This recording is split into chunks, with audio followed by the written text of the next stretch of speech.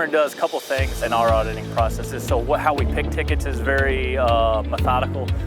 We look at historical information on the facility. So if we have had a lot of problems in that area, high congestion, high consequence, let's say it's wall-to-wall concrete, and if something were to happen to one of our facilities, it would be a big consequence to the community. We'd look at those tickets. That's one thing that in our auditing process we really focus on. We look at through our old mapping data and any notes we have on old damages to facilities that would kind of drive where our audits are going to go.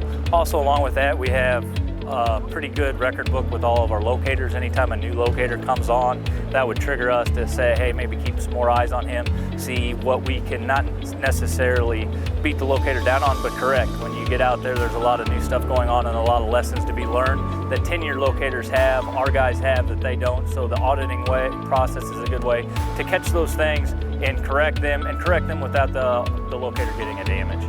One thing that we are big on, so another thing with Ameren is that we use a third party, not the locating company, and Ameren does audits. And if a locator's first 3 months that they're working in the field, if we catch something that they do wrong, it's totally a learning experience. It doesn't count against them. It's not, all we want to do is get the locator back out there. The locator will meet with the damage prevention specialist from Ameren and his supervisor or her supervisor and talk over what happened, what we seen that went wrong, lessons learned. A lot of times you can correct issues as far as what frequency you're using, what they're bleeding off onto, why that's occurring, understanding different facility types and why that'll happen. So, and it sticks more with the locator at that point because instead of just preaching to them what could happen, it actually happened to them. So then they can see how to correct it and then they're better educated moving forward. Usually what we want to do is the day that the dig start happened, we want to audit the ticket on that day. So we really want to get to the dig start time because we want to give the locating company ample opportunity to get out there and get everything done.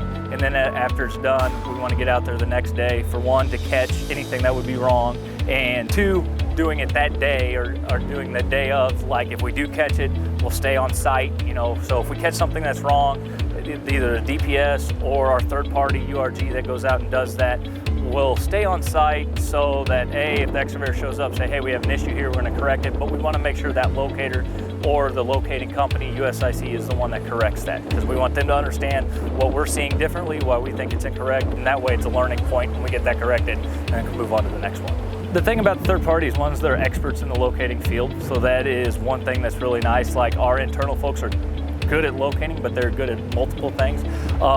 Two is then we can hit a heavier volume of tickets, and at certain times in the year. In December, I don't need as many guys as I do in June, and having those extra guys out there and having that resource that is an expert that we can go to is very beneficial. Another thing is they're a third party. They don't have any connection to the person that's doing the auditing. The DPS might even have more of a connection to the locator because they work with them every day, where the third party auditing, they can be very blunt about, this is what I found, this is what I think is wrong, and it's good to get a different set of eyes. And so the URG's responsibility and all that is identify and then protect until we can correct.